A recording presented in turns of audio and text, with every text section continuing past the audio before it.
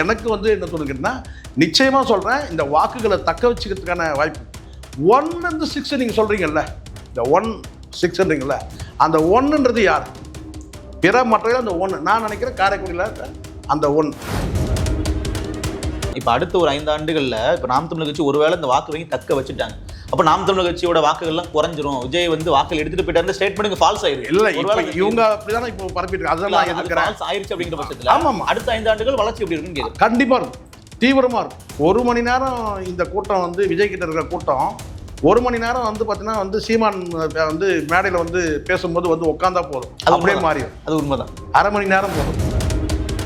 சீமான் இன்னொரு லீக்வான். சீமான் தன்னுடைய வாழ்க்கை சுபிட்சமாக வச்சுன்னு கேட்டால் இந்நேரம் எந்த கட்சியில் போய் ஒரு எம்பி வாங்கிருக்கலாம் சார், சுகபோகமாக இருந்துட்டு போகலாம் சார். சீமான் அந்த பாதை எடுத்து எவ்வளோ நேரம் ஆகும்? 500 கோடியில் 1000 கோடி தருது. இப்போ இல்லை, கிட்டத்தட்ட 2 தேர்தலுக்கு முன்னாடியே சொல்கிறேன் நான் 500 கோடி ஒரு தேர்தல். ஆனால் அதெல்லாம் வேணாம்னு சொல்லி இன்றைக்கி களத்தில் எவ்வளோ பெரிய வலிமை நெஞ்சிருக்கணும். அவங்க ஆசைப்படுற மாதிரி 30 ரொம்ப சந்தோஷமாக இருக்குது, 30 எம்எல்ஏ கூட வரணும். ஆனால் இது சினிமா செட்டு தான். விஜயகாந்த் கூட தான் வச்சுருந்தாரு, அப்படியே கண்ணுக்கு முன்னாடி தாவணும் அவர் முன்னாடியே. இப்போ சீமான் பொறுத்த வரைக்கும் கேட்டால் அது கொள்கை கூட்டம். எக்ஸிட் போல்லையே நீங்கள் அக்கௌண்ட் பண்ண மாட்டேங்கிறீங்க. அப்போது எனக்கு இப்போ இந்த இடத்துல கேட்டால் 2 விஷயம் எனக்கு புலப்படுதுலான்னு கேட்டிங்கன்னா, ஒருவேளை இப்போ இதிலே இருட்டடி பண்ணுறவங்க அங்கே வாக்கு எண்ணிக்கையில் என்ன நடக்கும்? அப்போ யார் பிரதானமாக இங்கே வரணும் 1, 2, 3ன்னு போட்டு 4th பிளேஸில் நீங்கள் ஒரு கட்சியை காட்டாமல் இருக்கிறதுனா மிகப்பெரிய கண்டிக்கிறது. ஆனால் இது யாருமே இதை பெருசாக பேசவே இல்லை. எப்படியா மற்றவை பிறன் போட்டிங்க? யார் தான் அப்போ ஏன் போடல? எக்ஸிட் போல்ல சொன்ன முடிவுகள் எல்லாத்துலேயுமே வெளியே சொன்ன விஷயங்கிறது ஒரு கட்சி ஒரு வெயிட்டேஜ் கொடுத்தாங்க. நாம் தமிழர் கட்சியினுடைய பெர்ஃபார்மன்ஸ் எப்படி இருந்திருக்கு களத்திலையும் சரி, இப்போ எக்ஸிட் போல் முடிவுகள் எப்படின்னா மற்றவைன்னு போட்டு ஒரு இங்கே ஒரு இருட்டடிப்பு வேலை நடக்குது. அது எதனால் நடக்குதுன்றதை நான் ரொம்ப போட்ட கசக்கி நான் யோசினேன். அதாவது இந்த மாநாட்டுக்கு பிறகு ஊடகங்கள் இருட்டடி பண்ணாங்க. பிரச்சாரத்தின் போது கூட உங்களுக்கு தெரியும்னு கேட்டிங்கன்னா என்டிடிவி உட்பட உங்களுக்கு சீமான் அவர்கள்ட்ட நேர்காணல் பண்ணாங்க. வேற எங்கேயும் கூட ஆமாம், வேற எங்கேயும் யார்கிட்டையும் போய் எடப்பாடி பழனிசாமி கிட்டேயோ முக ஸ்டாலின் அவர்கிட்டயோ இல்லை விஜய் கிட்டேயோ எங்கேயுமே பார்த்தீங்கன்னா பெரிய கல்ட்டுன்றாங்கல்ல, எங்கேயுமே போல. ஆனால் சீமான் அவர்கள் பார்த்தீங்கன்னா களத்தில் வேலை செய்யும் போது அவரை போய் நேர்காணல் கேட்டிருக்காங்க. நான் உள்ளபடி நான் கூட நினச்சேன்னா கிட்டத்தட்ட 200 இடங்களில் பிரச்சாரத்தை வச்சிருக்கிறாரு.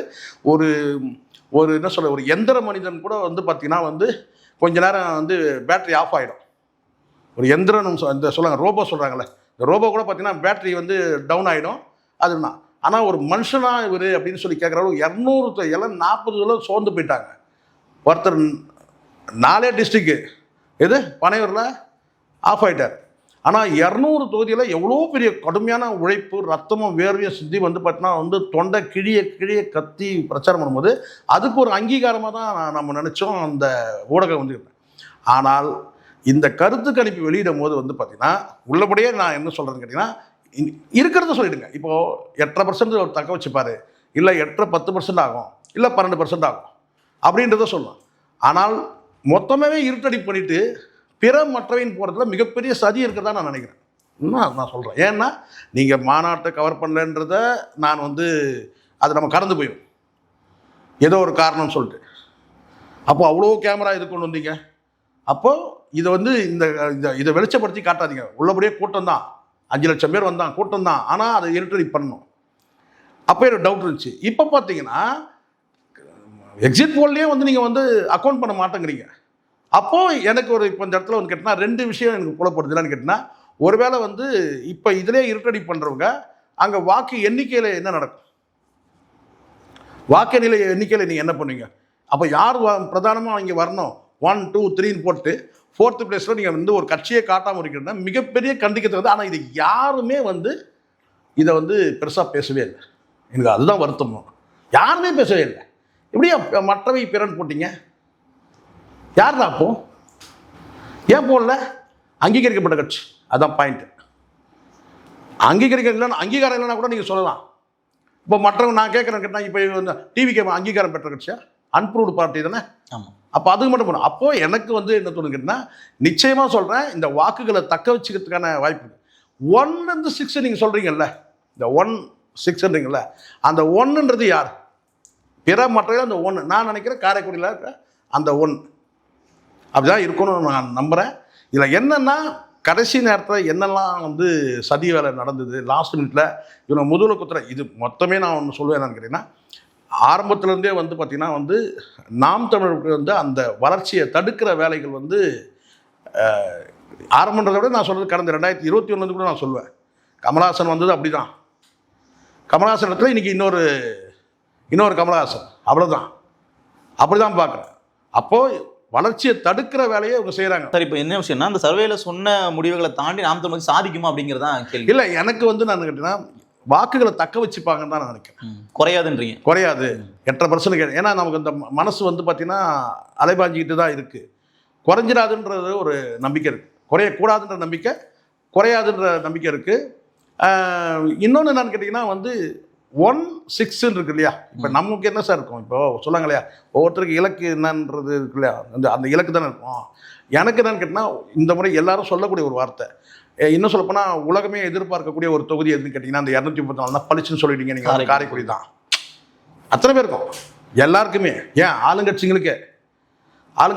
அப்போ எனக்கு கொஞ்சம் நம்பிக்கை இருந்தது. என்னென்னா நம்பிக்கை இருந்தால் இப்போ கூட சொன்னால் அங்கே வந்து பிரச்சாரத்தை பெருசாக வந்து திராவிட அமைப்புகள் வந்து முன்னெடுக்கலை. அது காரணம் கேட்டினா இந்த இடத்துல வந்து ஒரு பெருமைக்குரிய தலைவராக வந்து சீமான் இருக்கிறாரு. ஏன்னா ஒரு அனுதாப பார்வைன்னு சொல்கிறத விட என்னன்னு கேட்டிங்கன்னா 16 ஆண்டு காலம் வந்து பார்த்தீங்கன்னா கொள்கை மாறாமல், கொஞ்சம் கூட வந்து பிறழ்ந்து போகாமல், ஒரு குறிக்கோளில் அப்படியே உறுதியாக நிற்கிறது ஒன்று இருக்குல்ல.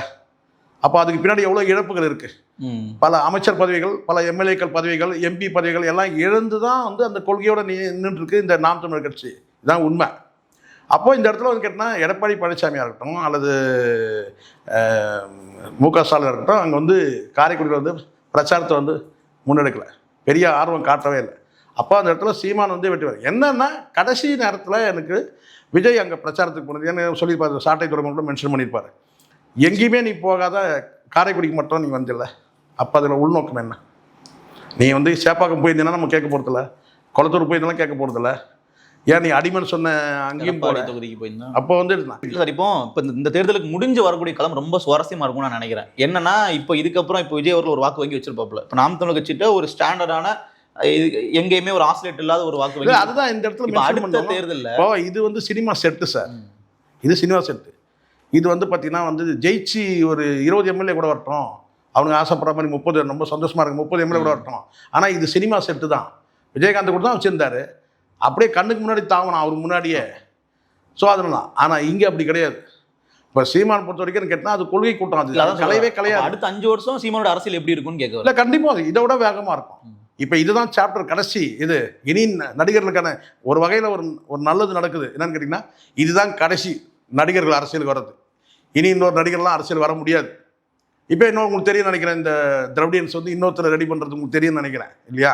இப்போ அடுத்து இப்போ விஜய்க்கு பிறகு வந்து பார்த்தீங்கன்னா இவர் வருது. ஆனால் இந்த அடியில் வந்து பார்த்தீங்கன்னா அடுத்தது யாரும் வரமாட்டான். இது அடுத்தது இனி சினிமா நடிகர்கள் வந்து பார்த்தீங்கன்னா இந்த விஜயோட முடிஞ்சிச்சு தமிழ்நாடு. நான் இன்றைக்கி சொல்கிறேன், இந்த காணொலி எத்தனை வருஷம் இருந்தாலும் சரி, இதுதான் விஜய். ஏன்னா விஜய் அத்தனை ஆயுதத்தை எடுத்தாப்பா. நிச்சயமா ஒரு நடிகர் நான் வந்து வெற்றி பெறத்துக்கு என்னென்னலாம் வந்து குறுக்கொழி இருக்கோ அத்தனை குறுக்கொழியும் எடுத்தாச்சு. ஸோ இதுதான் கடைசி. அதில் இதுக்கு ஆனால் இதெல்லாம் வந்து பார்த்தீங்கன்னா இப்போ இந்த விஜய்ன்ற அந்த நாச சக்தியை ஒழிச்சு கட்டினா அதுக்கு சீமான்ற அந்த என்ன சொல்ல கேட்டால் அந்த ஆயுதம் தேவை. இப்போ மற்றவர்கள் வந்து பார்த்தீங்கன்னா இப்போ நான் சொல்ல பாருங்க, இதுக்கு முன்னாடி கூட நான் சொல்கிறேன், இப்போ நீங்கள் சொல்லுங்கள், இந்த காணொலி பார்க்குற மனசாட்சியில் சொல்லுங்கள், விஜயை கடுமையாக விமர்சனம் பண்ணுறது நஷ்டமோ லாபமோ நம்மளால் பாதிப்பு இருந்தாலும் கூட பரவாயில்ல. ஆனால் அவங்க பின்னாடி எவ்வளோ ரசிகர் கூட கேட்டால் தைரியமாக எதிர்த்தது யார்? நாம் தமிழ் கட்சி மட்டும்தான். நாம் தமிழ் கட்சி மட்டும்தான் எடுத்து சீமானு எடுத்தாரு, சாட்டை துறைமுகம் பேசினாரு, இன்னும் பல பேர் பேசுனாங்க. அது வந்து கட்சி சார்பா, எங்களெல்லாம் விடுங்க, நாங்கள் கட்சி சார்பு இல்லை. ஆனால் வேற எந்த பார்ட்டி வந்து விஜய் எதிர்த்தாங்க? பழனிசாமி எதிர்க்கவே இல்லை. இதே திமுகவோட வந்து பார்த்தீங்கன்னா ரொம்ப ஸ்கேல் வச்சு தான் மூவ் பண்ணாங்க. ஸ்டாலின் பேச மாட்டாரு, வேற யாரும் பேச மாட்டாங்க, அப்படிதான் இருந்தது. அப்போ இங்கே நேருக்கு நேர் வந்து பார்த்தீங்கன்னா வந்து தாக்கி பேசுறது யாரு? ஸோ அதனால் மற்றபடி ஒரு வேட்பாளர் சந்திக்கிறாங்க எதிர்க்கிறோம்னா அது வேறு, அது கட்டி அணைக்கிறது நம்ம அதை ஏற்றுக்கல. அது வந்து தவிர்த்திருக்கணும். அது உள்நோக்கமும் கிடையாது. அவர் கட்டி அணைக்கிறதா என்ன உள்நோக்கம் ஒன்றும் கிடையாது. ஒரு வெள்ளையந்தி தமிழ் பழக்கமே அதுதான், அது பழக்கமே அது. அதனால தான் நான் உங்களுக்கு மேற்கோள் காட்டுறேன். சவுக்கு சங்கர் வந்து இந்த ரெட் பிக்ஸ் இதெல்லாம் எதுக்கு நான் மேற்கோள் காட்டுறேன்? இது கடந்த காலத்தில் இருக்கு. நம்ம இப்படியே இருக்க முடியாது இல்ல. நிச்சயமா. இப்போ இதான் சார் இப்போ கேள்வி என்னன்னா, இப்போ அடுத்த ஒரு 5 ஆண்டுகள்ல இப்போ நாம் தமிழர் கட்சி ஒருவேளை இந்த வாக்கு வங்கி தக்க வச்சுட்டாங்க, அப்ப நாம் தமிழர் கட்சியோட வாக்குகள்லாம் குறைஞ்சிரும், விஜய் வந்து வாக்குகள் எடுத்துட்டு போயிட்டாரு ஸ்டேட்மெண்ட் ஃபால்ஸ் ஆயிருக்கு. இல்ல இவங்க அப்படிதானே இப்போ பரப்பிட்டு அதெல்லாம் ஃபால்ஸ் ஆயிருச்சு அப்படிங்கிற பட்சத்துல ஆமாமா அடுத்த 5 ஆண்டுகள் வளர்ச்சி எப்படி இருக்குன்னு கேக்குது. கண்டிப்பா இருக்கும், தீவிரமா இருக்கும். ஏன்னா அடுத்தது வந்து பார்த்தீங்கன்னா இந்த 4வது என்ற பேசலாம் வந்து அடுத்தது கிடையவே கிடையாது யாருமே. அதில் இன்னொன்று நான் சொல்கிறேன் பாருங்கள்.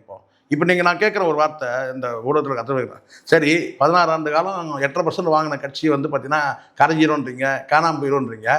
அப்போ இந்த மற்ற கட்சிகளாம் இருக்குல்ல, வெளிப்படையாக பேசும், விசிகா, பாமக, தேமுதிக, இவங்களாம் என்ன ஆவாங்க?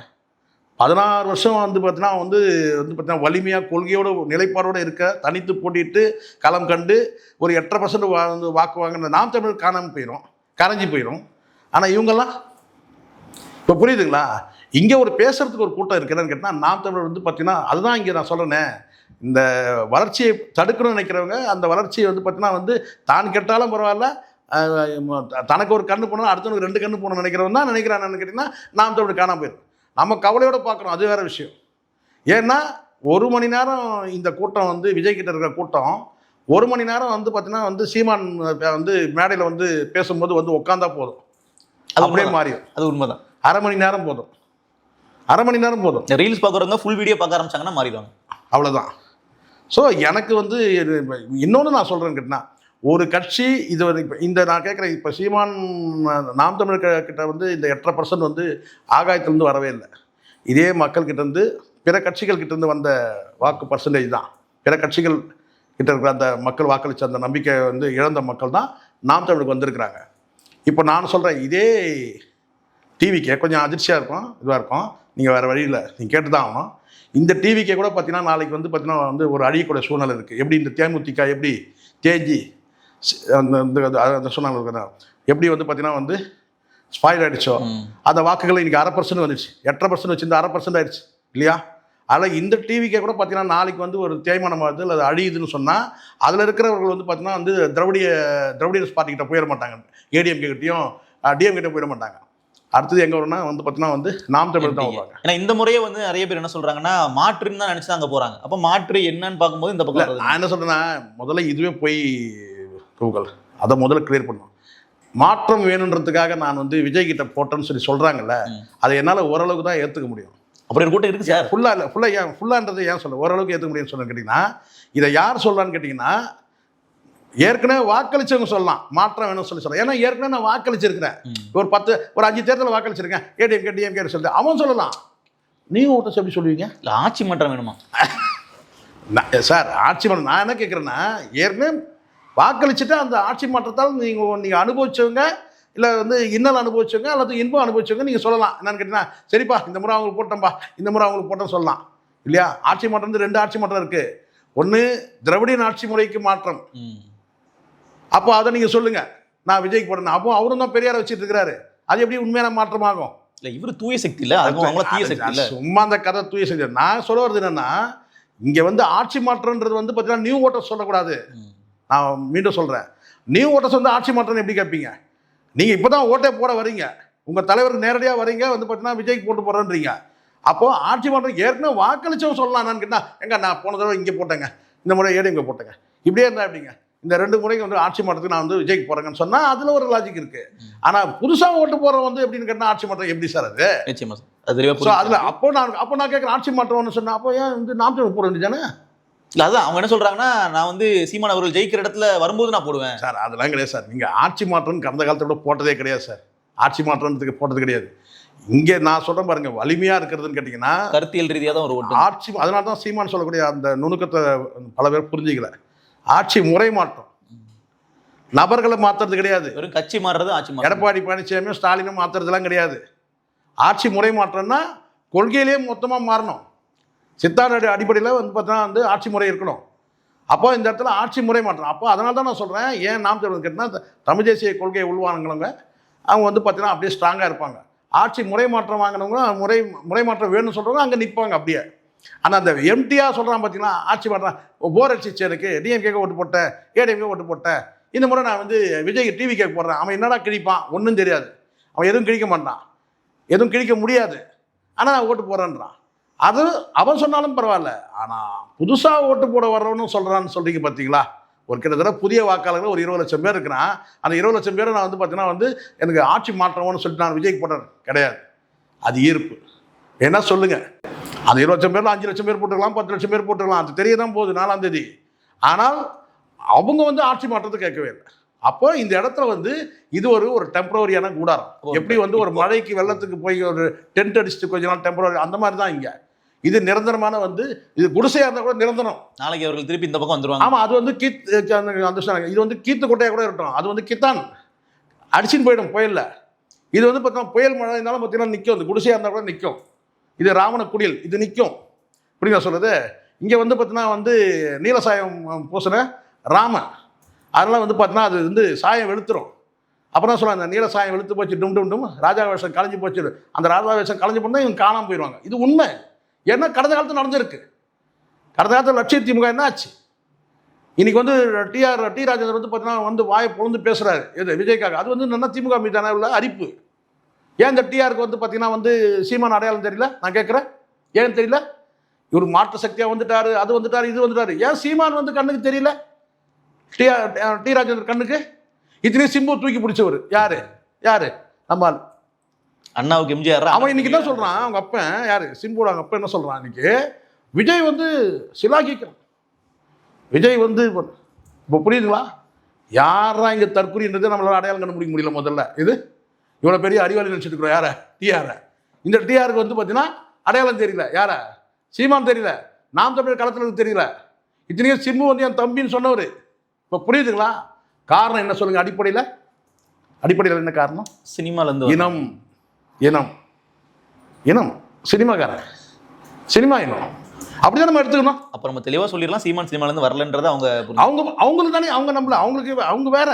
இது புரியுது. சினிமாலே வந்து கம்யூனிட்டி வேற சார். புரியுது.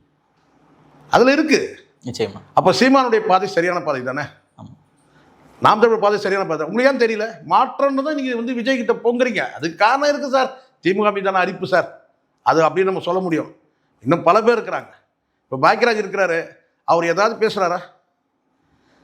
விஜய் குறித்து ஏதாவது பேசுனாரா? அவர் தான் அரசியல் கட்சி வச்சுருந்தாரு இல்லையா? ஸோ அதனால் வந்து பார்த்தீங்கன்னா இந்த சிவாஜி, சரத்குமார், சிவாஜி வந்து பார்த்தீங்கன்னா பாக்கியராஜ், டி ராஜேந்தர், வந்து சரத்குமார், இவங்க வரிசையாக பெரிய பட்டாளம் வருது. கமலஹாசன் எல்லாம் வந்துட்டு தான் இருக்கு. இந்த வாக்குகள்லாம் எப்படி காணாமல் இது கடைசியாக வந்து பார்த்தீங்கன்னா இது எண்டு கார்டு போடுறது வந்து விஜய். இதுக்கு பிறகு எந்த நடிகரும் வரமாட்டாங்க. ரெடி பண்ணால் கூட வந்து கடைசியாக என்ன சொல்லுவாங்க, இல்லை வேண்டாங்க போதுங்க, நிறைய பார்த்துட்டோம். அவர் இன்னும் கொஞ்ச நாள் சினிமாலே இருந்திருந்தாருந்தா கூட பரவாயில்ல. இப்போ படமும் ஓட போகிறதில்ல. அடுத்தது ஏற்கனவே வந்து பார்த்தீங்கன்னா வந்து படம் ஃப்ளாப். என்ன படம் ஃப்ளாப்பு? ஜனநாயகன் படம் வந்து பார்த்தீங்கன்னா அவுட் ஆஃப் இயரில் வந்து ஃப்ளாப் ஆயிடுச்சு. இன்னும் தேட்டரில் போட்டுருந்தா இன்னும் லாஸ் தான். ஆனால் தேட்டரில் நீ போடவும் போகிறதில்ல சொல்கிறேன். அப்போது சினிமாவும் போயிடுச்சு, அவர் சினிமா கரியரும் போயிடுச்சு இதை நம்பி. இல்லைனா இன்றைக்கி விஜய் வந்து கூப்பிட்டு கதற வேண்டிய அவசியம் என்ன சார்? சொல்லுங்கள், நீங்களே சொல்லுங்கள். ஃபைனலாக முடிக்குமா? நான் உங்களுக்கு சொல்கிறேன். எதுக்கு போய் கூப்பிட்டு நீங்கள் தான் கான்ஃபிடென்ட்டுன்னு சீமான ஒரு வார்த்தை சொல்ல முடியுமா சார்? தேர்தலில் வெற்றி பெற்றவங்க யாரும் வந்து பார்த்தீங்கன்னா நீங்கள் அணி மாறிடாதீங்க, அண்ணனை தேடி வந்துருங்க அப்படின்னு அவன் போக மாட்டான் சார். இவர் நாம் தமிழரில் ஒரு வேட்பாளர் வெற்றி பெற்று அவன் வந்து பார்த்தீங்கன்னா இவர் எட்டியை உதச்சி நீ வந்து வந்து வேறு கட்சியில் போய் சேர்ந்துக்கிடா போடா, வேறு யாருக்காவது போனால் கூட அவன் போக மாட்டான் சார். சீமான் காலை கட்டி பிடிச்சி அழுதுட்டு போன தவிர ஒரு எம்எல்ஏ போக மாட்டான். ஏன் சொல்லுங்கள்? அதுதான் சீமான், அதான் நாம் தமிழர். சீமானே எட்டி உதச்சி வந்து சட்டமன்ற உறுப்பினர் போடா, நீ போய் எங்கேயாவது போய் சேர்ந்துக்க போ. இதனால தான் சொல்லுவாங்க இந்த லீக்வான் சொல்லி தெரியல, லீக்வான் யூ தெரியல, சிங்கப்பூரோட அவர்கிட்ட வந்து ஒரு காலத்தில் அன்றைக்கி வந்து சிங்கப்பூர் வந்து வறுமை கொடுமை. அப்போ வந்து முழுக்க மலேசியாவோட மலேசியாவும் சேர்ந்து தான் சிங்கப்பூரை சேர்ந்து. அப்போ சிங்கப்பூருக்கு வந்து பார்த்தீங்கன்னா கட்டாய விடுதலை கொடுக்குறாங்க. காரணம் என்ன சொல்லுங்கள்? கட்டாய விடுதலைக்கு போராடுவாங்கல்ல, எல்லா நாடும் விடுதலைக்கு போராடல, எங்களுக்கு சுதந்திரம் வேணும்னு சொல்லுவாங்கல்ல. அங்கே என்ன சொன்னாங்க, சுதந்திரத்தை வந்து திணிக்கிறாங்களாம். இது நீங்கள் தனியாக பிரிஞ்சு போங்க, சோர்ஸ் இல்லை. காரணம் என்னன்னா வறுமை, பசி, பட்னி, சமாளிக்க முடியல. ஏங்க நீங்கள் நாங்களே எங்களுக்கே இங்கே ஒரே நீங்கள் போங்கப்பா, இப்போ தனியாக வந்து நீங்கள் ஒரு நாடு வச்சுக்கலாம்ல, நீங்கள் போங்க அப்படி சொல்லி சிங்கப்பூரை வந்து என்ன செய்கிறாங்கன்னாக்கா துரத்துறாங்க. அப்போ எல்லாரும் வந்து அங்கே இருக்கிற மக்கள்லாம் ஓடி வந்து லீ குவான் ஹியூ வீட்டில் வந்து நிற்கிறாங்க, கதறி கண்ணீர் விடுறாங்களாம். நம்ம வந்து தனித்து விட்டாங்களே. அவரும் முகத்தில் கவலையோடு வந்து என்ன சொல்கிறாங்க, நம்மளை வந்து கட்டாயமாக திணிக்கிறாங்க, நம்மளை வந்து மலேசியாவிலேருந்து பிரித்து அனுப்புகிறாங்க, என்ன பண்ணும். அப்போ அவர் ஒன்றும் சொல்லலையா, வாங்க நம்ம நாட்டை நாமளே நிர்மாணிப்போம், எல்லார் கையிலையும் தொடப்பத்தை எடுங்கன்னு சொல்கிறார். எல்லார் கையிலும் தொடப்பதுங்க. என்ன நம்ம நாட்டில் வந்து வளம் எதுவும் கிடையாது. அப்போது நம்ம என்ன செய்வோம், சுற்றுலா ஸ்தலமாக உருவாக்குவோம், க்ளீன் சுத்தமாக வந்து பார்த்தீங்கன்னா உழைப்பும் வேர்வையும் கொட்டி வந்து பார்த்திங்கன்னா அந்த சிங்கப்பூர் வந்து பார்த்திங்கன்னா வந்து ஒரு சுற்றுலா பூமியாக மாற்றினாரு லீ குவான். கண்ணீர் விட்டு கதறி அழுத மக்களை அப்படியே அணைச்சி நசிக்கிறதுனா ஆளு கையில் தொடப்படுத்து அவரே களத்தில் இறங்கி அவரே வந்து பெருக்கினார். இதான் புரட்சியாளர். இன்றைக்கி சிங்கப்பூர் எப்படி இருக்குது, அந்த மலேசியா பார்த்து பொறாமப்படக்கூடிய அளவுக்கு இருக்குது. இப்போ இந்த ஒப்பீடு நம்ம இங்கே எப்படி பொறுத்திக்கிறது? இந்த சீமானை தான் நான் சொல்கிறேன், லீ குவான் சொல்கிறேன். கொஞ்சம் பேர் கசப்பாக இருக்கும், அவங்கள பற்றி என் மயிரோட கவலை கிடையாது எனக்கு. சீமான் வந்து இன்னொரு லீ குவான். சீமான் வந்து தன்னுடைய வாழ்க்கையை சுபிட்சமாக வச்சுன்னு கேட்டால் இந்நேரம் எந்த கட்சியில் போய் ஒரு எம்பி வாங்கின்னு இருக்கலாம் சார், சுகபோகமாக இருந்துட்டு போகலாம் சார், சுகபோகமாக இருக்கலாம். இன்றைக்கி சரத்குமார் வந்து ஒரு கூட்டத்தை காட்டி வந்து கொண்டு போய் வந்து கட்சியை கொண்டு போய் நைட்டோ நைட்டாக விற்று காசாக்கிட்டார், ஏதோ ஒன்று ஆக்கிட்டார், காசாக்கிட்டார், ஏதோ ஒன்று பாதிப்பு. அதே மாதிரி கமலஹாசன் வந்து பார்த்தீங்கன்னா ஒரு ராஜ்யசபா ஆக்கிட்டார், எம்எல்ஏ கூட கிடையாது. ஸோ இந்த மாதிரி ஒவ்வொருத்தரும் வந்து பார்த்தீங்கன்னா வந்து ஒரு சூழ்நிலை. தேமுதிக 100 கோடி 10 சீட்டு வாங்கியாச்சு. சீமான் அந்த பாதை எடுத்து எவ்வளோ நேரம் ஆகும்? 500 கோடியில் 1000 கோடி தருதுன்னு இப்போ இல்லை, நான் கிட்டத்தட்ட வந்து 2 தேர்தல் முன்னாடியே சொல்கிறேன் நான். 500 கோடி ஒரு தேர்தல். ஆனால் அதெல்லாம் வேணான்னு சொல்லி இன்றைக்கி வந்து களத்தில் இன்றைக்கி எவ்வளோ பெரிய வலிமை வந்து தருவோம், நெஞ்சுறவணும். அப்போது சீமான் போகிறது வந்து இன்றைக்கு வந்து கிடையாது, இன்றைக்கி 100 ஆண்டு காலம் இருக்குது சார், நோக்கி நகருது சார் திராவிட இயக்கம். பெரியார் கிட்டத்தட்ட 70-80 ஆண்டு காலம் இன்றைக்கி ஆட்சியில் இருக்கிறாங்கல்ல, நோக்கி நகருது இல்லை. அப்போது 100 ஆண்டு நோக்கி வந்து திராவிட இயக்கங்கள் நகருதுன்னா அதுக்கு காரணம் வந்து பெரியார். அந்த பெரியார் இடத்துல இன்றைக்கி வந்து பார்த்திங்கன்னா இங்கே தமிழ் தேசியத்தை விதைக்கிறது யார் கேட்டினா சீமான் தான். அப்போது 100 ஆண்டு காலத்துக்கு வந்து நீண்ட காலம் வந்து பயணமாக இருக்குது. அப்போ இந்த அற்ப காரணங்களுக்காக இந்த சொற்பமாக கொடுக்குற அந்த தொகைக்கும் இது அற்பமாக கொடுக்குற அந்த பதவிக்கு போய் வந்து நம்ம போயிட முடியாது, விலை போயிட முடியாது இல்லை. அப்போது சீமானுடைய இலக்கு வேறு. அதை உள்வாங்கி புரிஞ்சுக்கிட்டவங்களுக்கு புரியும், இல்லை வெளிப்படையாக வெளியிலேருந்து கேலி கிண்டல் பண்ணுறவன் பண்ணிட்டு தான் இருப்போம். அது என்றைக்குமே எல்லாருக்குமே உண்டு அந்த கேலி கிண்டல், அது தொடரும். அது பல துரோகிகளும் அந்த கேலி கிண்டல் பண்ணுறோம் விடுங்க, முதல குத்துற துரோகிகள் எத்தனை பேர் இருக்கு? எவனாவது நன்றி நினைக்கிறானா? அந்த ஃபெலிக்ஸ் ஒரு பத்திரிகையாளர் நன்றி நினைக்கிறானா? இன்றைக்கி டிவி கேட்க போயிட்டு துண்டை போட்டுன்னு வந்து நிற்கிறான். சவுக்கு சங்கர் எத்தனை முறை கிண்டல், இன்றைக்கி எங்கே இருக்கிறான் பாரு. அவனுக்காக இன்றைக்கி பேசுறதுக்கு ஒரு ஆள் இருக்கலாம். இப்போ ஒரு நாளைக்கு கூட நினச்சா சீமான் வந்து பேசுவார். ஏன்னா சீமானுடைய குணம் அந்த மாதிரி புரியுதோ சொல்லு. அப்போது ஒரு மனிதநேயம் உள்ள ஒரு சர்வாதிகார தலைமை சார், அது வேணும். கட்சிக்கு நல்லது தான் சொல்கிறேன். கட்சிக்கு நல்லது, சர்வாதிகார தலைமை கட்சிக்கு தேவை. அது மனிதநேயத்தோடு இருக்கா, அதுதான் தேவை. ஓகே, புரியுது. ஸோ அதனால் வந்து பார்த்தீங்கன்னா இந்த அற்பத்தரமான இந்த தோல்விக்கெல்லாம் வந்து நின்ற இது மாதிரி இன்னும் நிறைய தோல்வியை பார்க்கலாம். அப்போ இது நீண்ட கால பயணம். இது இங்கே வந்து கொள்கைகள் வந்து பார்த்தீங்கன்னா ஆழமாக ஊன்றப்படுது. இன்றைக்கி இவர் விதைக்கலாம், நாளைக்கு அடுத்த வந்து பார்த்தோன்னா அடுத்து வரக்கூடிய விதைக்கலாம். இது நீண்ட கால பயணம், இது ஒரு நாள் பயணம் கிடையாது. அதனால் பொறுத்திருந்து பார்க்கலாம். நிச்சயமா 4ஆம் தேதி நான் சொல்கிறேன் பாருங்கள். நீங்கள் எல்லாரும் இவங்க நினைக்கிற மாதிரி வந்து பார்த்தீங்கன்னா வந்து பல பேர் பல விதமாக சொல்கிறான். அதை நம்ம மண்டைக்குள்ளே போட்டோம்னா தான் நமக்கு பிரச்சனை. நம்ம அதை மண்டைக்குள்ளே போட வேண்டிய அவசியமே இல்லை. ஆனால் எந்த வகையிலும் வந்து பார்த்திங்கன்னா வந்து சும்மா வந்து இந்த 16 ஆண்டு கால உழைப்பு வந்து பார்த்திங்கன்னா அப்படியே சும்மா அப்படி போகிறப்ப காற்றுல அப்படியே பறந்து போயிடும் அப்படின்ற கற்பனை உலகத்தில் எவ்வளோ இருக்க வேண்டாம்.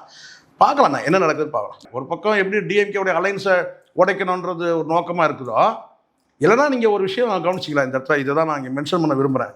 இப்போ நம்ம ரவி ஐபிஎஸ் வந்து நம்ம சொன்ன மாதிரி பார்த்திங்கன்னா நேற்று முன்றைய தினம் உங்களுக்கு நேற்று முன்றைய தினம் குருமூர்த்தி ஒரு தகவல் போடுறாரு. அதில் அவர் என்ன போடுறாருன்னு கேட்டிங்கன்னா திராவிடியன் ஐடியாலஜி இஸ் டெட்ன்னு போடுறாரு. திராவிடியன் ஐடியாலஜி இஸ் டெட் போட்டுட்டு என்ன சொல்கிறாருன்னா எதை வச்சுன்னு கேட்டிங்கன்னா இப்போ வந்து விஜய் இது அரசியலுக்கு வரும்போது அந்த வார்த்தையை மென்ஷன் பண்ணுறாரு. இதுக்கு முன்னாடிலாம் அந்த வார்த்தை சொன்னதே கிடையாது. இப்போது ஒரு பக்கம் வந்து ஒரு குறிப்பிட்ட ஊடகம் வந்து விஜய் தான் முதல்ல ஆட்சி அமைப்பார் சொல்லுது, இன்னொரு 6-7 ஊடகம் வந்து டிஎம்கே தான் சொல்லுது, இன்னொரு 2-3 வந்து மீடியாக்கள் வந்து ஏடிஎம்கே தான் சொல்லுது. இந்த சுச்சுவேஷனில் என்ன சொல்கிறாரு கேட்டிங்கன்னா விஜய் முதலமைச்சர் ஆவார்ன்றத அந்த மேற்கோள் காட்டி தான் என்ன சொல்லிக்கிட்டேன்னா இந்த தேர்தலோட திராவிடியன் ஐடியாலஜி இஸ் டெட்ன்னு சொல்கிறீங்கன்னு சொன்னால் எனக்கு என்னென்னா வழக்கமாக இருக்கிறதுன்னு கேட்டால் இந்த திராவிட இயக்கங்கள் தமிழ் தேசியத்தை உள்ளே வந்து அடக்கிக்குது. உள்ளே அடக்கி தான் வந்து உள்ளே அடைக்கிறது தான் என்ன ஒரு 10 பேருக்கு வந்து பார்த்தீங்கன்னா வந்து வந்து சமூகத்தை சார், அதாவது தமிழர் அல்லாதவர்களுக்கு வந்து அமைச்சர் பதவி கொடுத்துட்டு அதில் 10ஓட 11 தான் வந்து தமிழர்களுக்கு கொடுக்குறத நம்ம பார்த்துருக்கோம். அப்போது எனக்கோ இல்லை மற்றவர்கள் என்னன்னா தமிழ் தேசியத்தை உள்ளடக்கிய தமிழ் தேசியத்தை உள்ளடக்கிய திராவிடம்னு சொல்கிறாங்கல்ல, எனக்கு அப்படி தேவையில்லை. திராவிடத்தை உள்ளடக்கிய தமிழ் தேசியம் ஆளணும், திராவிடமும் இருக்கட்டும். அது சொல்கிறாருல சீமான் சொல்கிற அர்த்தம் அதுதான். என்னன்னு சொன்னீங்கன்னா வாழக்கூடிய உரிமையை நாங்கள் தரோம், ஆளக்கூடிய உரிமையை எங்களுக்கு தான் சொல்கிறார் இல்லையா. அந்த அடிப்படையில் நான் என்ன சொல்கிறேன்னா, அப்போ தமிழ் தேசியம் ஆளணும். தமிழ் தேசியத்தை வந்து பார்த்தீங்கன்னா பின்பற்றக்கூடிய இடத்துல அல்லது வந்து பார்த்தீங்கன்னா வந்து ஒரு துணை அமைப்பாக அந்த திராவிட இயக்கங்கள் இருந்துக்கலான்றது தான் என்னுடைய எண்ணம். முற்றிலுமாக தகர்க்கணும் கிடையாது. ஆனால் இன்றைக்கி திராவிடியன் ஐடியாலஜி வந்து பார்த்தீங்கன்னா வந்து டெட்டுன்னு சொல்லக்கூடிய ஒரு கூட்டம், ஒரு சங்கிகள் கூட்டம் அல்லது ஆரிய கூட்டம் அல்லது வலதுசாரி அமைப்புகள் எவ்வளோ நாள் ஆகும் வந்து தமிழ் தேசியத்தையும் வந்து பார்த்தீங்கன்னா தமிழ் தேசியம் இஸ் டெட்டுன்னு சொல்கிறதுக்கு ஒரு கேள்வி இருக்குது. என் மனசில் இருக்க கேள்வி நான் வைக்கிறேன் இந்த இடத்துல. அப்போது இந்த இடத்துல இந்த இருட்டடிப்பை நான் சேர்ந்தே பார்க்குறேன். ரொம்ப நுணுக்கமாக உங்களுக்கு சொல்கிறேன் நான். இந்த இருட்டடிப்பு, இந்த நாம் தமிழர் மீதான அந்த இருட்டடிப்பு இருக்கு இல்லையா, இந்த ஊடகங்கள், பெரும்பாலும் அந்த ஊடகங்கள் எல்லாமே வலதுசாரி அமைப்புகள் தான். நான் இன்னும் கூட சொல்ல முடியும் என்னால். இந்த ஊடகங்கள் இருக்க இந்த கருத்து கணிப்பு நடத்தின அத்தனை ஊடகங்கள் கூட பார்த்திங்கன்னா ஒரு வகையில் வந்து வலதுசாரி அமைப்புகள் தான். என்னால் அதை சொல்ல முடியும். அது சார்புன்னு இருக்கலாம், ஆனால் வந்து சர்வேன்னு எடுக்கும்போது பார்த்தீங்கன்னா பொய்யே சொல்ல முடியாதுல்ல. நிச்சயமாக அது ஒன்று. அதே சமயத்தில் சீமான் மீது எனக்கு ஒரு வருத்தம் என்னன்னு கேட்டிங்கன்னா, ரொம்பவும் வெள்ளேந்தியாகவும் இருக்கக்கூடாதுல்ல. எவ்வளோ காலத்துக்கு எப்படியே நம்ம இருக்க முடியும்? ஒரு வெள்ளேந்தியா இருக்கிறது வந்து பார்த்தீங்கன்னா அவன் வரான் வந்து அவனை போய் வந்து கட்டி அணைக்கிறதுன்றது எனக்கு உடன்பாடு இல்லை. இந்த விஷயத்தில் பாரிசாலனோட நான் உடன்படுறேன். அது வந்து பாரிசாலன் சொல்கிறதுக்கு முன்னாடி நான் சொல்லிட்டேன். பாரிசாலன் சொன்னதில் வந்து பார்த்தீங்கன்னா உண்மை இருக்குது. இந்த இடத்துல சாட்டையோட அந்த சமாதானத்தை ஏற்றுக்க முடியல. ஏன்னா அடுத்த 3/4 மணி நேரத்தில் இது ரீல்ஸ் இறங்குது. சீமான் வந்து அங்கே வந்து வெள்ளேந்தியா தான் நடந்துக்கிட்டாரு. எவ்வளோ தரம் சார் இப்படி நடந்துக்க முடியும்? யோசிச்சு பாருங்களேன் நீங்கள். இப்போ நம்ம அதுதான் அங்கே வந்து இதுவாகிடும். அடுத்த அரை மணி நேரத்தில் ரீல்ஸ் இறக்கலாம் சார். இப்போ 234 தொகுதிக்கும் அங்கே வந்து டிவிகே வேட்பாளர்களுக்கு வந்து எப்படி இருக்கும்? எல்லாரும் அடுத்த நிமிஷம் வந்து பார்த்தீங்கன்னா சார், ஏன்னா இவன் ஏற்கனவே ரீல்ஸ் பைத்தியன்னு தெரியும் இல்லையா. அப்போ அந்த இடத்துல வந்து 1 முறைக்கு 2 முறை நீங்கள் கட்டி அணைக்கும் போது அது ஸ்ப்ரெட் ஆகுது இல்லை. 200 நீ மாலை வேலையாக இருந்தால் கூட நம்ம சொல்லியிருக்க மாட்டோம். நீங்கள் மரியாதை நிமித்தமாக நீங்கள் கை கொடுத்துட்டு கடந்து போயிடலாம். பட் அது கட்டி தழுவுறதுன்றது, அதுக்கப்புறம் அதை ரீல்ஸில் வந்து போகிறதுன்றது வந்து பார்த்தீங்கன்னா இவ்வளோ காலம் உழைச்ச உழைப்பு, 16 வருஷம் உழைப்பு உழைச்சது இருக்கா. இதில் வந்து 200 கூட்டத்தில் நீங்கள் உழைச்சிருக்கீங்க. உங்களுடைய உழைப்பில் நீங்களே விட. இப்போ இதுக்கு முன்னாடியும் நடந்திருக்கு. இதுக்கு முன்னாடியும் வந்து பார்த்தீங்கன்னா சீமான் பல ரிஸ்க் எடுத்திருக்காரு. சவுக்கு சங்கர் விஷயத்தில் ரிஸ்க் எடுத்திருக்காரு. அவன் எவ்வளோ முதுகில் குத்துனா அவங்களுக்கு தெரியும்னு நினைக்கிறேன். சவுக்கு சங்கர் வந்து அதான் அந்த பாவம் தான் அனுபவிக்கலாம், உங்களுக்கு தெரியும்னு நினைக்கிறேன். சவுக்கு சங்கருக்காக வந்து குரல் கொடுத்தது ஏதாவது ஒரு தலைவரை காட்டுங்க. நீங்கள் 1 முறைக்கு 2 முறை வந்து பார்த்தீங்கன்னா வந்து 1 முறை நீங்கள் வந்து ஆதரவு தெரிவிக்கணும், சிறையிலேருந்து வந்துட்டு நக்கல் அடிச்சுட்டு திருப்பி போகிறான், மறுபடியும் கைது பண்ணும்போது மறுபடியும் கூட நீங்கள் வந்து குரல் கொடுக்குறீங்க. ஆனால் அவன் என்ன பண்ணான்? இந்த ஃபெலிக்ஸுக்காக யாரும் வந்து குரல் கொடுக்கவே கிடையாது. சீமானே விசிலுக்கு ஒட்டு போட்டாருன்றது எவ்வளோ நக்கல் அது, எவ்வளோ நக்கல் அது. அது கேட்கும்போது எப்படி இருந்தது? தேசிய ஊடகத்தில் செய்தி தொடர்பாளர் எப்படி இருப்பாங்க, எவ்வளோ நக்கல் அது. நீங்கள் பாதிக்கப்படுறீங்க சார். பாதிக்கப்படும் போது எந்த அரசியல் கட்சியும் உங்களுக்கு குரல் கொடுக்கவே இல்லை. நீ கத்திக்கிட்டே போகிற, ஜீப்பில் ஏற்றுறாங்க. அன்னைக்கு சீமான் மட்டும்தான் குரல் கொடுக்குறாரு, சீமான் மட்டும்தான் பேசுகிறாரு.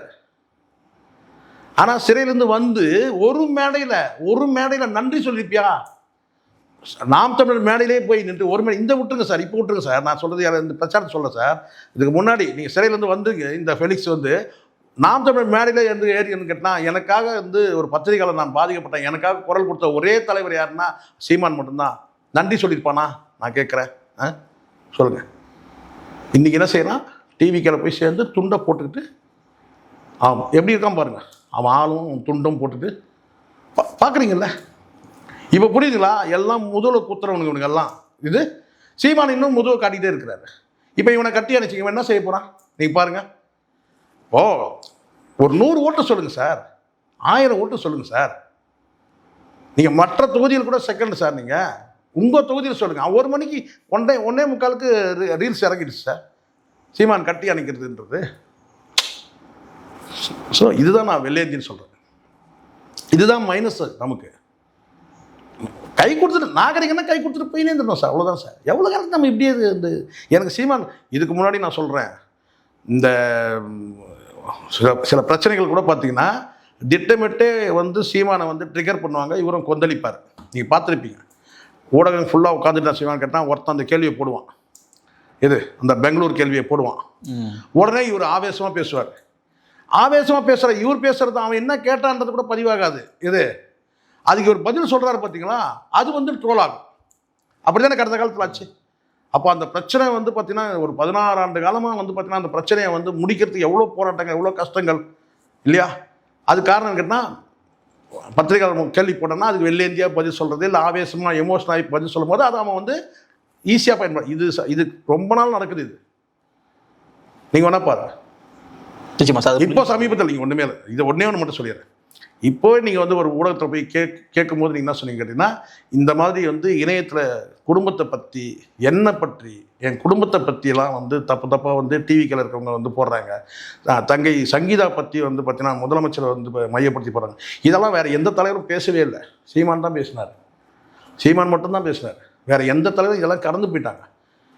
விஜய் அதாவது தங்கை சங்கீதாவையும் இப்படியெல்லாம் வந்து போடுறாங்க, என் குடும்பத்தை பற்றி போடுறாங்கன்னு சொல்லும்போது உள்ளபடியே எனக்கு ரொம்ப அதெல்லாம் இதெல்லாம் பேசுறதுக்கு கூட ஒரு தலைவன் இருக்கிறான். இதெல்லாம் பேசுறதுக்கு கூட இதை வந்து இந்த பத்திரிகையாளர்கிட்ட வந்து இதை மென்ஷன் பண்ணுறதுக்கு ஒரு ஆள். ஏன்னா எங்களுக்கும் ஒரு இது தானே, ஏன்னா எனக்கும் அந்த நிலைமை இருக்குல்ல. என்னையும் வந்து பார்த்தீங்கன்னா வந்து வாட்ஸ்அப்பில் எனக்கே அனுப்புகிறான், இது பச்சை திட்டி அனுப்புகிறான், என் நம்பருக்கே போடுறான். அந்த நம்பரை என்னால் பிளாக் தானே பண்ண முடியும். அதை படித்து தானே பிளாக் பண்ண முடியும். அவன் என்ன போடுறானோ, என்ன கெட்ட வார்த்தையில் என்ன பதிவு பண்ணி போகிறேன்னா அதை படித்த பிறகு நான் பிளாக் பண்ண முடியும். ஒரு தகவல் வருது அன்னைமில் இருந்து, அதை வந்து பார்த்தீங்கன்னா படித்த பிறகு நான் பார்க்குறேன்னு கேட்டால் ரைட் ஓகே அவ்வளோதானப்பா ரைட், அதுக்கு பதில் சொல்ல முடியாது, பதில் சொல்கிற மாதிரி இருக்காது, பிளாக் பண்ணணும். அப்போ நமக்கு என்னன்னு கேட்டிங்கன்னா, சரி இதெல்லாம் மென்ஷன் பண்ணி ஒரு தலைவர் பேசுகிறாரு அப்படின்போது நமக்கு வந்து ஒரு ஆறுதலாக இருக்குது. சீமான் பேசுறது எனக்காகவும் சீமான் பேசியிருக்கிறாருன்ற ஒரு ஆறுதல் இருக்குது. ஏன்னா அந்த மாதிரி தற்கொலைகள் பண்ணுறாங்க. அப்போ அந்த தற்கொலைகளில் ஒரு தற்கொலையை போயிட்டு நீங்கள் கட்டி அணைக்கிறதுன்றது எப்படி வந்து சரி, அதுதான் எனக்கு அது ஒரு வருத்தம் இருக்குது. ஆனால் அதனால் வந்து பெரிய தாக்கம் ஏற்படுமான்றது வந்து பார்த்தீங்கன்னா நம்ம வந்து இப்போ நம்ம உறுதியாக நம்ம சொல்ல முடியாது, பார்க்கலாம். ஆனால் அந்த காரைக்குடியில் வெற்றி வாய்ப்பு இருக்குங்கிறதுனால தானே இவங்க அந்த 1-6 அந்த 1-6 சார் அவன் போட்டோம் சார், மற்றவை பிறன்னு சொல்லிட்டு நாம் போடுறோம். அவன் மற்றவை பிறன் போடுற. அப்போ வேறு யார் மற்றவை? நீங்கள் சுயேட்சையா நீங்கள் சொல்லுங்கள், நீங்கள் தான் சொல்லிவிடுங்க, டிக்ளேர் பண்ணுங்கள். சுயேட்சையா எந்த சுயேட்சை சார் ஜெயிச்சுக்கும்? சசிகலா அவர்களுடைய அணி தான் இருக்குது. அது சார் அதுதான் என்ன சார் நீங்கள் அப்போ அவ்வளோ குறைச்சி சசிகலா டீமில் ஒருத்தர் வந்து இப்போ நேற்று தினம் கட்சி தொடங்கி ஒரு வேட்பாளர் போட்டு அவர் ஜெயிச்சுவார். ஆனால் 16 வருஷம் இருக்கிற நாம் தமிழர் கட்சி வெற்றி பெறாதா? இல்லை, அதுக்கான வாய்ப்பு இல்லை. அது அது வந்து அவங்களுக்கு கிடையாது, நான் நம்புகிறேன். இது வந்து ஊடகங்கள் செய்யக்கூடிய துரோக வேலை. இது இப்போ புரியுதுங்களா? எதிரிகள் கூட பரவாயில்ல, திமுக அதிமுக எதிரிகள் கூட பரவாயில்ல, இது துரோகிகள் வேலை. திட்டமிட்டே வந்து பார்த்தீங்கன்னா நீங்கள் வந்து ஹைப். ஏன்னா இவங்களுக்கு அந்த அங்கீகாரம் பெற்றது இதுலையே உங்களுக்கு தெரியும். இந்த சின்னம் விஷயத்திலேயே நீங்கள் அந்த கரும்பு சின்னத்தை அங்கே கொண்டு வந்துருக்கூடாது, கரும்பு விவசாய சின்னத்தை கொண்டு வந்துருக்கூடாது, சரிங்களா? அப்போது ஒரு முறையும் நீங்கள் வந்து பார்த்தீங்கன்னா இதுக்கு முன்னாடி மைக் சின்னம் கொடுத்தீங்க, அதை கொண்டு போகணும். எவ்வளோ போராட்டங்களுக்கு ஒரு சின்னத்தை கொண்டு போய் சேர்க்கறது மக்கள்கிட்ட எவ்வளோ கஷ்டம் சார். நீங்கள் விவசாய சின்னமே கூட கொடுத்துருங்க, அந்த ஏர் உழவன் அந்த வந்து சின்னமே வந்து பார்த்தீங்கன்னா அது கொண்டு போய் மக்கள்கிட்ட சேர்க்கணும்ல. அப்போ ஏற்கனவே கரும்பு விவசாய சின்னம் அதை மறைக்கணும், மைக் சின்னம் அதை மறைக்கணும். அப்போ ஒவ்வொரு முறையும் வந்து பார்த்தீங்கன்னா ஒரு சின்னம் மாற்றும் போதும் அது எவ்வளோ சிக்கல் இருக்குது இல்லையா? அதனால் எனக்கு வந்து நான் வந்து என்னென்னா, ஒரே தொகுதியில் வந்து சீமான் வந்து போட்டிகிட்டு இருந்தாருன்னா கூட கடந்த காலத்தில் ஒரு தொகுதி போட்டிடுறாரு இல்லையா? அப்படி இருக்கும்போது பார்த்தீங்கன்னா ஒரே தொகுதியிலையாவது வந்து இனிமேலாவது ஒரே தொகுதியில் போட்டிடணும். இப்போ காரைக்குடியிலே வந்து போட்டிடணும் அப்படின்றது கூட எனக்கு எண்ணம். அது அடுத்த தேர்தலையும் சொல்கிறேன். அது வெற்றி இருந்தாலும் சரி, தோல்வி இருந்தாலும் சரி, தோல்வி இருக்கிறதுக்கான வாய்ப்பு இல்லை. ஆனால் அந்த 1-6ன்றது எனக்கு அந்த இது டவுட் இருந்துகிட்டே இருக்குது. அந்த 1 இருக்குல்ல, 1-6ன்றது. அப்போ அந்த 1-6 யாருன்றது அவங்க சொல்லணும் கூட அது இருக்குது. தொடர்ச்சியாக அந்த தொகுதியிலே வந்து போட்டி. நிச்சயமா சார், ரொம்ப தெளிவான பதில்களை கொடுத்தீங்க. நாம் தமிழர் கட்சி எப்படி பெர்ஃபார்ம் பண்ணுறாங்கன்றதை மே 4ஆம் தேதி நாமளே தொடர்ச்சியாக பேசுவோம். நன்றி சார். நன்றி சார்.